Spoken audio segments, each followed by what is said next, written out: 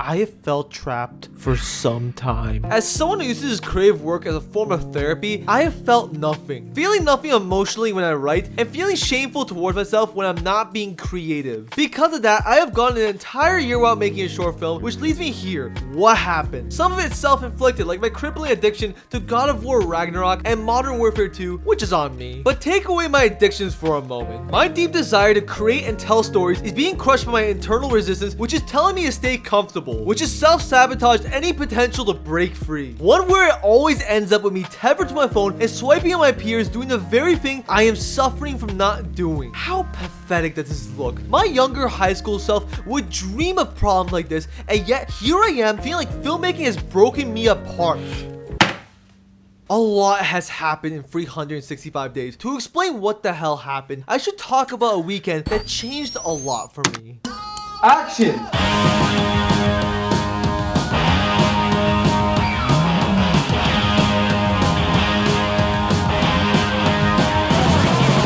A year ago, I did what I thought was impossible and made a short film in 48 hours with some of my best friends, and truth be told, I never felt more alive in my entire life. This felt like the peak of everything I was building up to. Who could have thought I would have had something this grand that ended up playing in a movie theater for all my loved ones to see? Before that weekend, I was still adjusting and moving out on my own. I was confused between my desire to create and my desire for superficial stuff that was not gonna cure me. And that weekend felt like the start of something new. I felt like 2022 was gonna be my biggest year ever. A start of a new direction where I could be cashing in on everything and living my greatest life. Because if I did that in 48 hours, who knows what I can do in 365 days.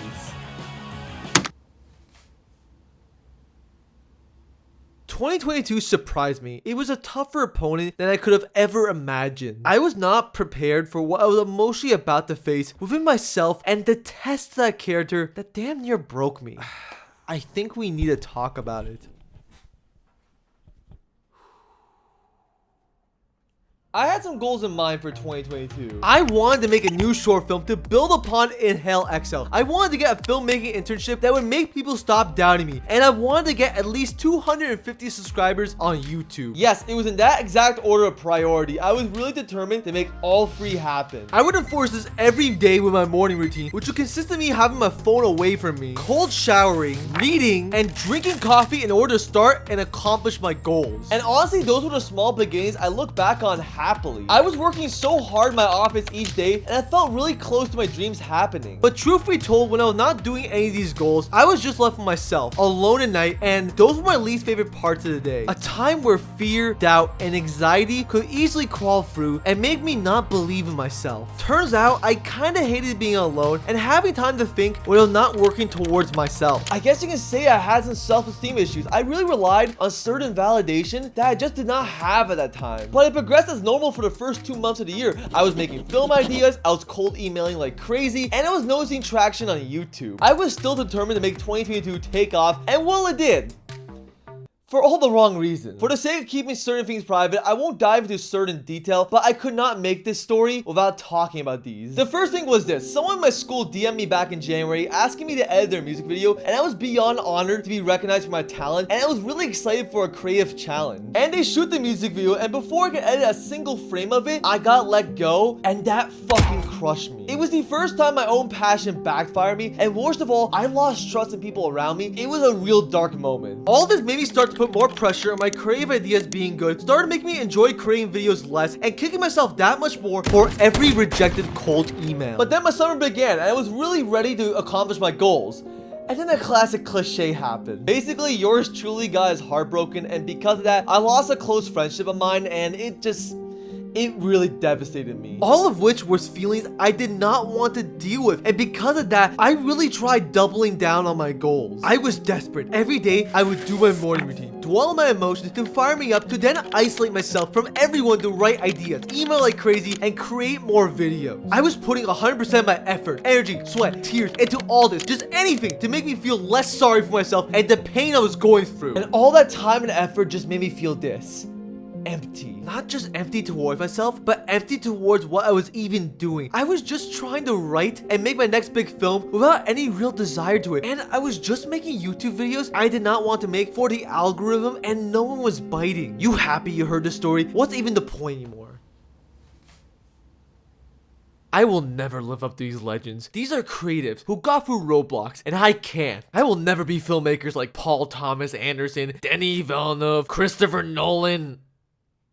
Christopher Nolan? Nolan famously did not go to film school. He made a bunch of Super 8 films as a child as a way to practice, and you can say the same for Steven Spielberg. They were making films when nobody knew their names. They didn't care, they just went for it. But nobody's seen these Super 8 films. Nobody's seen their journeys unfold outside of a few written accounts. If only there's a platform to do so, to share a filmmaker's journey with the world and document the process and challenges. To make Super 8 films for the world to see.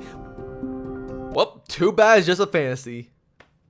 Wait a minute. Isn't this exactly what YouTube is built upon? People making low quality content that has now blown up to creators spending millions of dollars on videos? What if the platform of the next generation of filmmaking rebels are here, making films on YouTube for people to see? What if 2022 was not for nothing? I think you noticed that last goal I said, getting to 250 subscribers. The videos I was making was just not grabbing me creatively. What if I just made films on YouTube and crafting my videos around that idea? I wanted to give it a shot. You may have noticed my last 4 videos, I ended with these words: a film by Hussein Al-Khalili, and that was all very intentional. These are films I have felt engaged making creatively, but also ones that take inspiration from my favorite films, and I've used that in the way I decide to structure each of the stories I tell. And I want these to be films. I will have an opening that builds up the story, I will have dope-ass cinematography, and so much more. That is what the A Film By series is all about. A way to tell stories, and most importantly, document my journey as a human being, and as a filmmaker who isn't afraid to share the downfalls as much as I share the wins. Do these videos traditionally appeal to the algorithm? Probably not. I'm not implementing the editing the algorithm expects out of me, and I'm not posting these videos every single week. But does that matter? I love the videos I make, and if taking my time helps that, then so be it. Now, what was the point to all this? Am I giving up making films the traditional way?